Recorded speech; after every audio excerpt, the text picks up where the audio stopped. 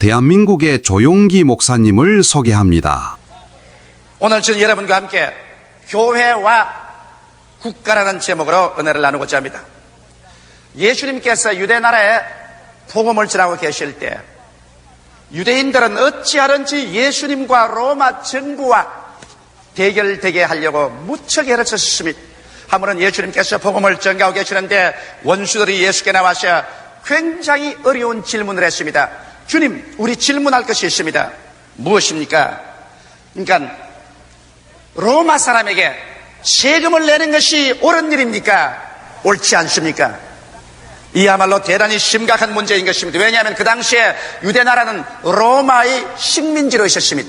로마는 유대 민족들에게 무서운 세금을 매겨서 유대인들의 세금을 빼앗아갔었습니다. 이렇기 때문에 모든 유대인들이 이 로마 사람에 대해서 원한에 사무치에 있었습니다. 이러므로 유대인 애국자들은 로마에게 세금을 내지 말라고 암암리에 전기하고 있었습니다. 이런 판국에 유대인의 메시아라고 하신 예수 앞에 로마 사람에게 세금을 내야 옳습니까? 옳지 않습니까? 이 질문을 했었습니다.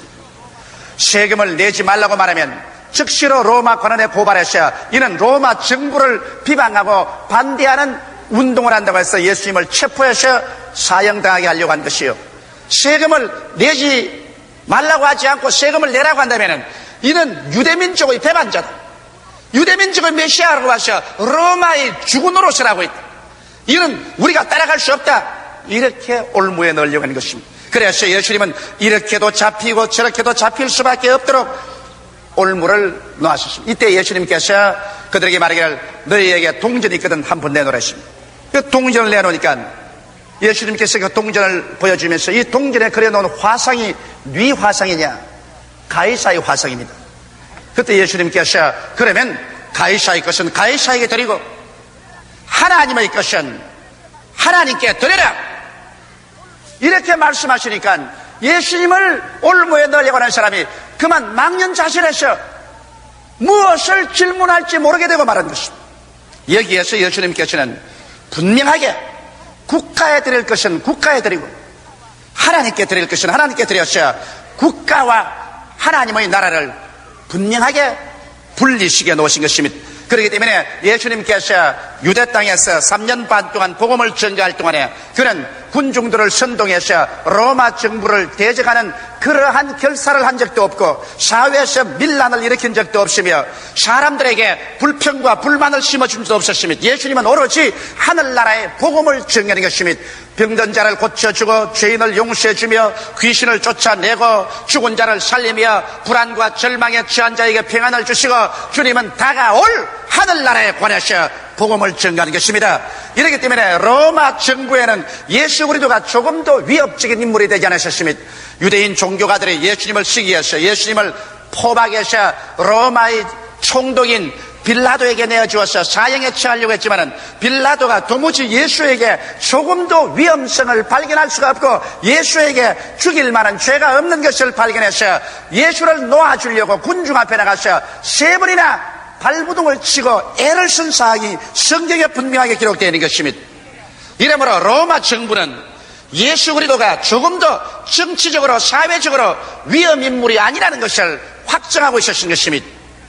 그러므로 예수 그리스도의 복음이라는 것은 하늘나라의 복된 소식을 전가하는 것이고 이 세상 정치나 사회의 문제에 적극적으로 개입해서 소요를 일으키고 문제를 일으키는 것이 아니라는 것을 예수 그리스도 자신이 친히 우리에게 증명해 주시고 있습니다. 그러면 오늘 이 시간에 저는 교회와 국가 간에 얽힌 여러 가지 문제에 관해서 한번 알아보고자 하는 것입니다. 첫째로 성직자의 양심과 국민적인 양심에 관해서 말씀해 드리고자 합니다.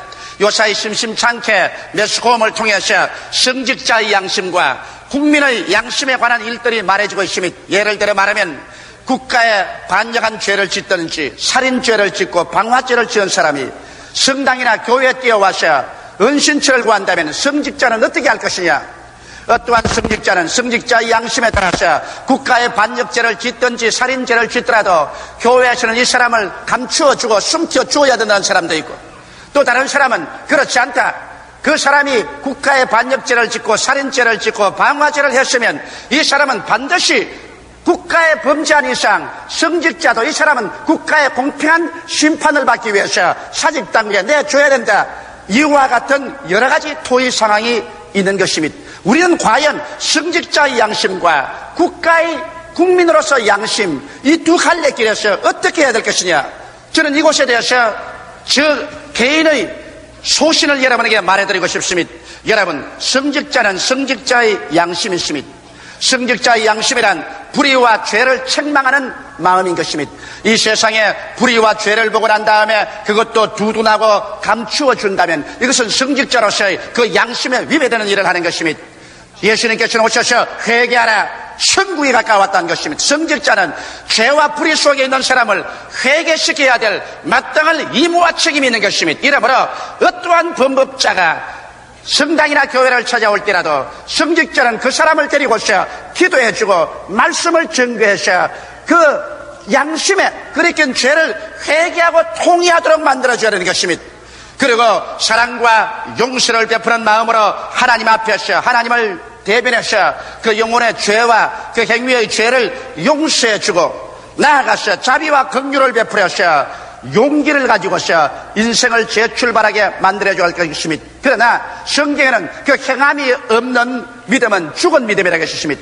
범죄자가 진실로 마음속에 참여하고 개과천성해서 죄를 자백하고 하나님 앞에 사랑과 용서를 받고 그리고 자비와 긍휼을 바라셨으면 그는 반드시 이제는 그 회개의 열매로서 자기의 잘못을 공개적으로 고백해야 될 것입니다. 그 고백 행위야말로 국가의 죄를 지었으면 국가 사직당국에 나가서 자기의 죄를 고백해야 될 것입니다. 행위로 나타나지 않은 그와 같은 진실한 고백은 고백이라고 할 수가 없는 것입니다. 이러기 때문에 성직자는 영적인 직분으로서 범죄자에게 불의와 죄를 깨닫게 해서 회개시키고 하나님을 대변해서 사랑과 용서를 베풀어주고 자비와 긍휼을 베풀어서 용기와 격려를 줄 수는 있지만은 그 사람이 개과천성했으면 그 회개한 열매로서 그가 나아가서 국법을 어겼으면 국가사직당국에 살인했으면 살인한 죄, 방화했으면 방화한 죄를 국가 앞에서 받아야 하는 것입니다. 왜냐하면 성직자는 국민적인 직분을 또 시행해야만 되는 것입니다. 우리는 우리 조국과 민족 가운데 살고 있습니다. 이 민족의 착취와 지배를 받고 있지 않습니다. 이러므로 우리들은 한 성직자일 뿐 아니라 나아가서 한 국민인 것입니다. 기독교는 국경이 없지만은 기독교인이나 성직자는 국가가 있고 민족이 있는 것입니다.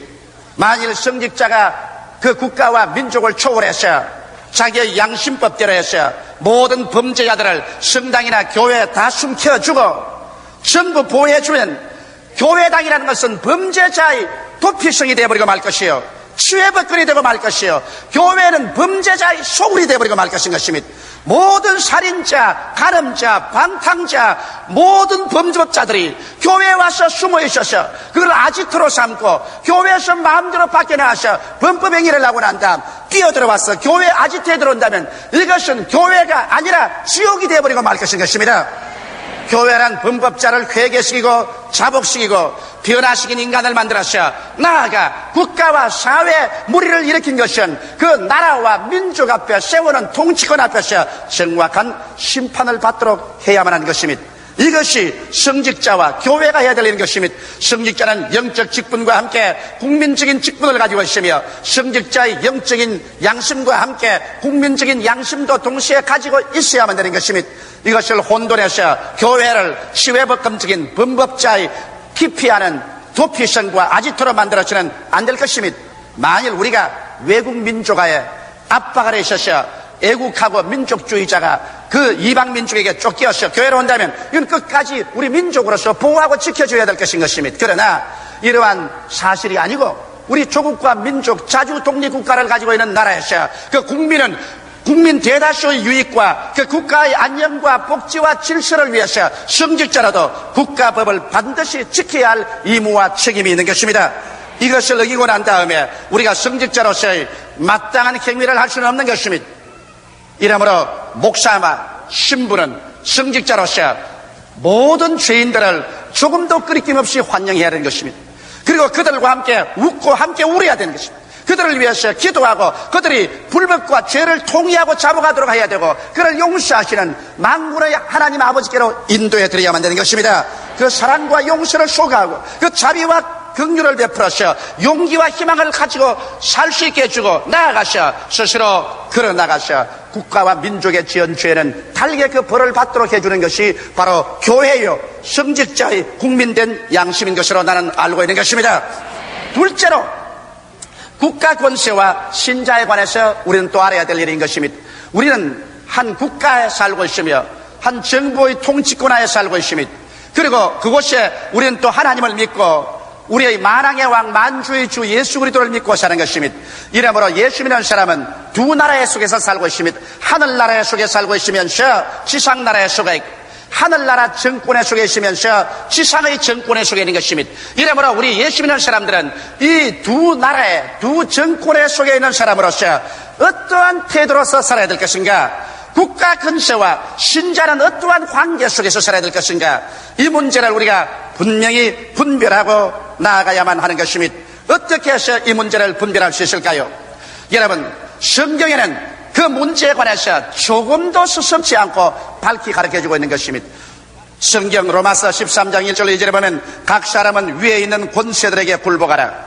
권세는 하나님께로서 나지 아니함이 없나니 모든 권세는 다 하나님의 정하신 바라. 그러므로 권세를 거스리는 자는 하나님의 명을 거스림이니 거스리는 자들은 심판을 자초하리라. 우주의 대주제는 하나님인 것입니다. 하나님은 절대 우주적 주권을 가지고 있는 것입니다. 하나님은 알파요 오메가요 처음이요 나중이요 시작과 끝입니다. 하나님께서는 이방 나라를 세우기도 하고 그 주권자를 이렇게 세우기도 하며 그 주권자를 보좌에서 내려오기도 하고 나라를 망하기도 하는 주권은 하나님께 있는 것입니다. 그러므로 성경 말씀하면 악인은 악한 때 적당하게 만들어나니라고 말한 것입니다. 이러므로 하나님께서는 선악간에 이 세상을 주장하는 하나님이신 것입니다.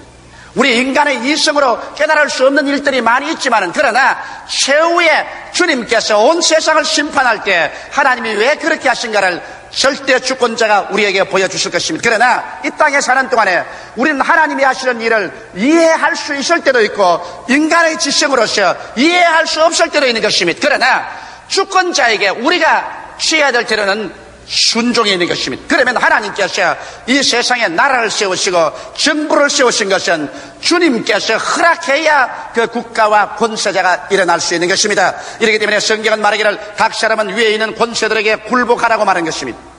이 글을 쓸 때 사도 바울 선생은 유대민족이나 이방민족들에게 이 글을 쓸 그 당시의 정황을 우리가 분명히 깨달아 알아야 되는 것입니다.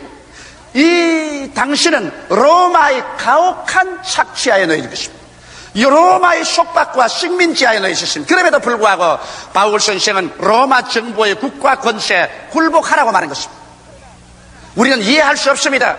그러나 신앙이란 이해하는 것이 아니라 하나님께서 우리에게 섭리하는 것을 우리가 믿음으로 나가는 것입니다. 이러므로 여러분, 하물며 로마의 정권하에 있는 사람들까지라도 각 사람은 위에 있는 권세들에게 굴복하라. 권세는 하나님께로서 나지 않음이 없나니 모든 권세는 다 하나님의 정하신 바라고 말했기 때문에 하물며 자주 독립국가로서 자기의 조국과 민족 이것을 다스리는 정권과 권세에 관해서는 우리가 최선을 다해서 순종하고 복종해야 될 의무를 가지고 있습니다.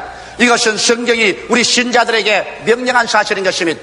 그리고 나아가서 우리는 국민으로서의 의무를 준행하라고 말하고 있습니다. 로마서 13장 7절에 모든 자에게 줄 것을 주되 공세를 받을 자에게는 공세를 바치고 국세를 받을 자에게는 국세를 바치고 두려워할 자를 두려워하며 존경할 자를 존경하라고 말했었으며 또 베드로전서 2장 13절로 14절에 인간에게 세운 모든 제도를 주를 위하여 순복하되 혹은 위에 있는 왕이나 혹은 악행한 자를 증별하고 선행하는 자를 포상하기 위하여 그의 보낸 방백에게 하라고 말한 것입니다. 이러므로 여기에 성경에는 하나님께서 분명하게 국민으로서 국가에서 부과되는 의무를 착실히 준행하라고 말한 것입니다. 예수 믿는 사람이라고 해서 교육의 의무를 다하지 아니한다, 혹은 납세의 의무를 다하지 아니한다, 병력의 의무를 다하지 않는다, 국민으로서 시민으로서 우리는 의무를 다할 필요 없다. 우리는 곧 천당 갈 것이니까 천국 시민이므로 우리는 이 땅에서 우리의 할 일은 안 해도 괜찮다. 이러한 것은 있을 수가 없는 것입니다. 하나님의 권세와 위엄이 우리로 하여금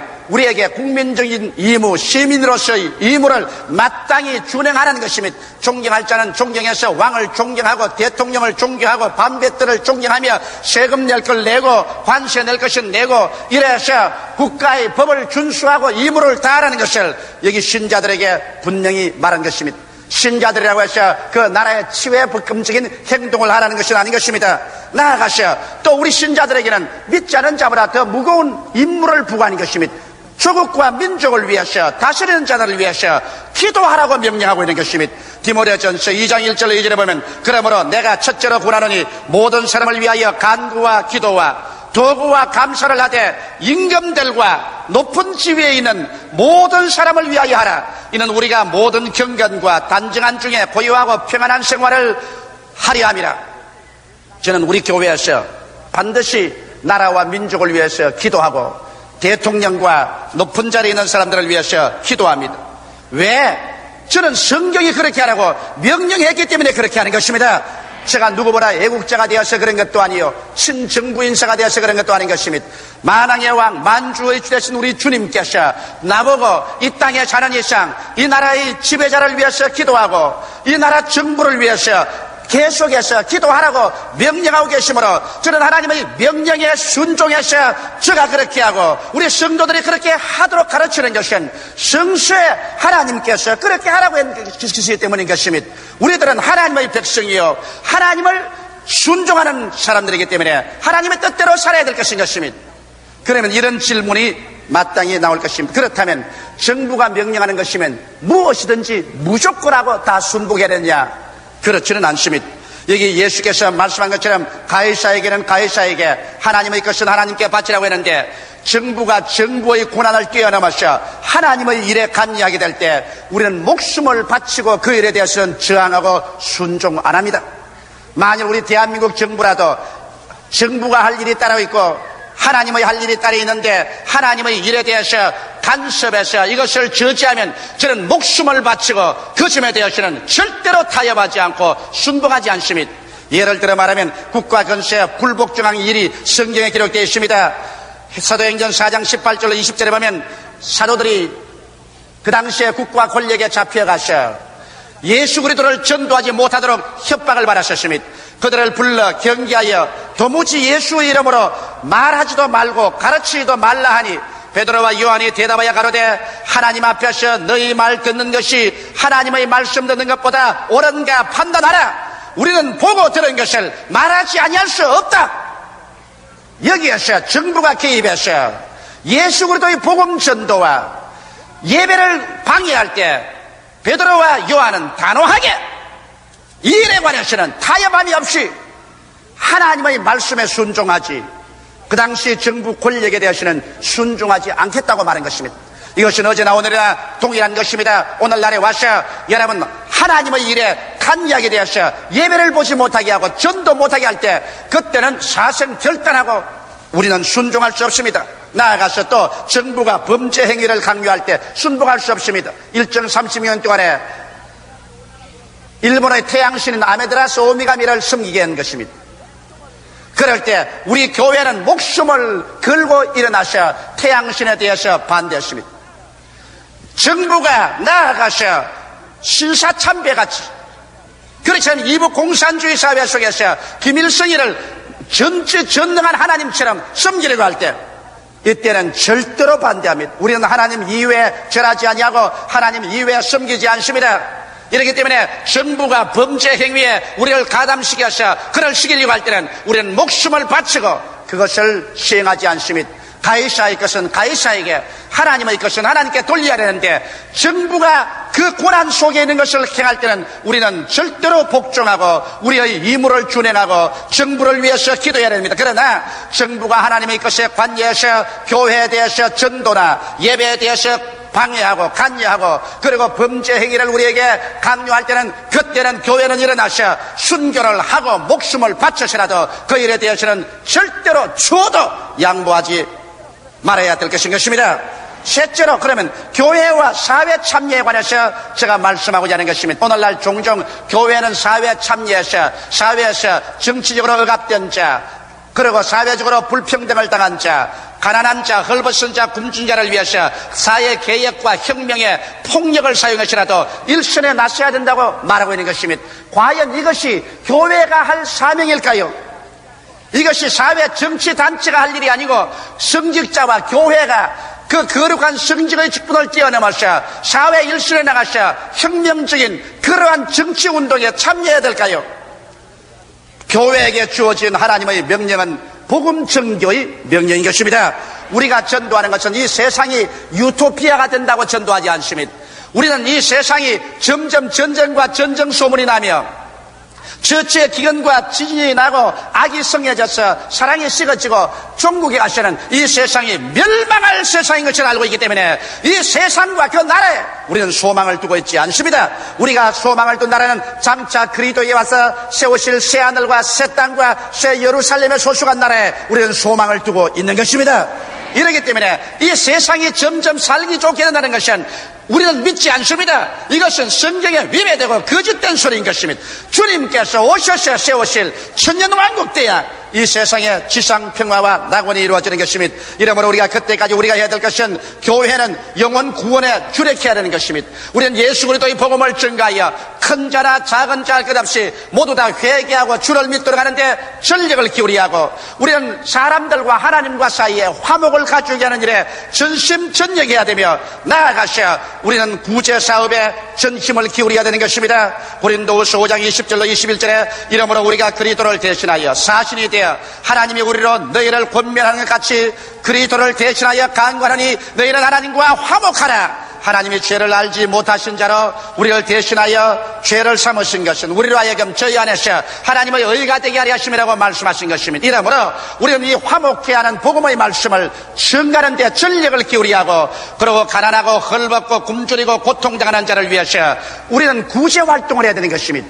예수님께서는 영혼의 구원과 하나님과 사람과의 화목을 증가하시고 나아가셔 주님께서는 병든 자를 고치고 귀신을 쫓아내고 그리고 헐벗고 굶주린 자에게 먹여주시는 영적인 구제사업을 하셨고 정치사회개혁운동에 참여하지는 아니하시는 것입니다.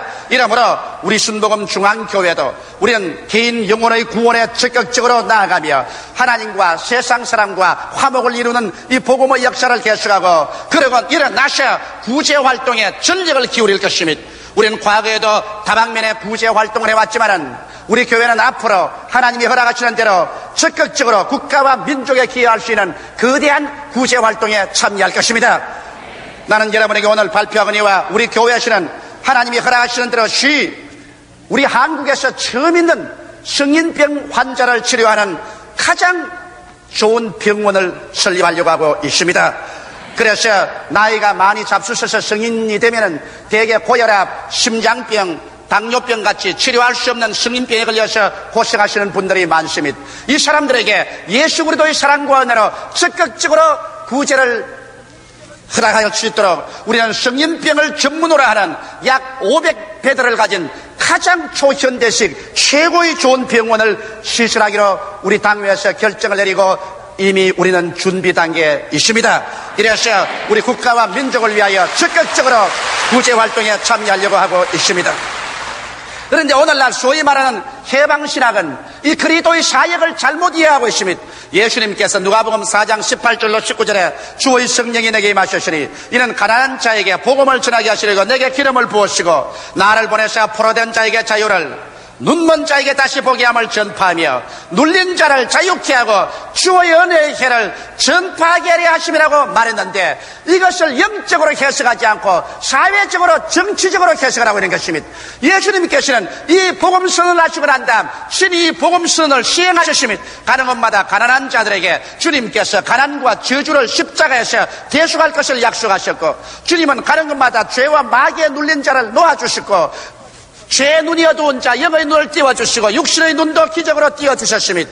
그리고 주님께서는 눌린 자 병에 눌려서 고생하는 사람을 놓아주셨고 복음의 기쁜 소식을 전해주는 것입니다. 주님께서 말한 복음서는 영적인 사역을 말하는데 오늘 이것을 육신적으로 해석해서 가난한 자에게 복음을 전하기 위해서는 막스 레닌주의적인 혁명을 일으켜야 된다.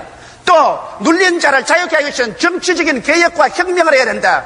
이것은 성령으로 거듭나지 아니한 육신의 마음을 가진 사람들이 이 성경을 잘못 해석해서 해방의 신학이니 정치 신학이니 혁명의 신학이라고 말하고 있는 것입니다.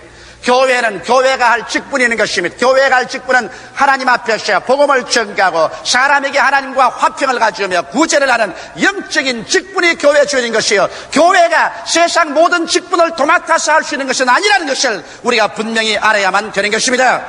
교회는 그리스도의 복음을 개인의 인격에 심어줌으로 말미암아 개인의 인격이 변화되게 하고, 그리고 이 변화된 사람이 하나님을 사랑하고 이웃을 내 몸처럼 사랑하게 되면 변화된 사람이 변화된 가정을 가져오고, 변화된 가정이 변화된 사회를 가져오고, 이 변화된 사회가인들이 모여가지고서 진실로 그리스도의 은혜 가운데서 자유가 넘치고 정의가 충만하며 평등한 사회가 되도록 나아가서 일을 할 수 있는 것입니다. 교회는 이와 같은 인격을 양성하는 자리가 바로 교회인 것입니다. 이러므로 교회는 여당도 참석할 수 있고 야당도 참석할 수 있는 것입니다.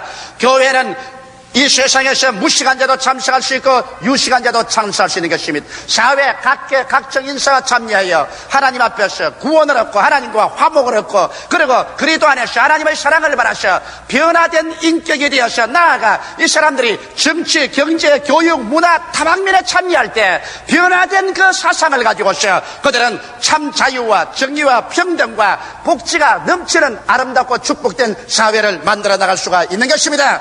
교회는 이 근원적인 사명에 충실해야 되고, 일선에 나가서 정치와 사회에 혼란을 일으키는 이와 같은 일에 뛰어들어가서는 안 될 것입니다. 그렇게 하면 스스로 가는 길을 자멸로 이끌어가고 말게 될 것입니다.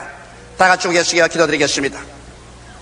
살아계신 하나님, 우리 아버지, 하나님께서 이 멸망할 세상 가운데 교회를 둔 것은 이 세상의 빛과 소금이 되어 죽음의 자리에서 사람들을 불러내어 다가올 천국에 참여시키는 것이 우리 교회의 최상의 사명인 것을 알게 하여 주시옵소서.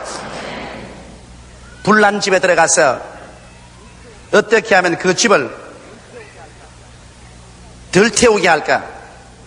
이것이 아니라 지금 불나서 활활 타고 있고 속수무책인 집에는 사람들을 빨리 끌어내어서 구출하는 것이 가장 중대한 임무이옵나이다. 아버지, 우리는 이 세상이 불타고 있는 것을 압니다. 역사가 불타고 있습니다. 온 지구가 멸망으로 향해서 굴러가고 있습니다. 아버지, 우리가 필요한 것은 이곳에 있는 사람들 한 사람이라도 신속히 예수의 복음으로 구출하는 것이 우리의 중대 임무이옵나이다. 복음으로서 영혼을 구원하고 하나님과 화목케 하고 상처 입은 사람들에게 위로와 격려와 구제를 하고 주님 오실 날을 기다리는 것이 교회의 본 사명인즉, 아버지여, 교회는 이 사명을 저버리고 할렐루야. 아멘. 목사님 감사합니다. 구독과 좋아요는 제작하는 데 힘이 됩니다. 감사합니다.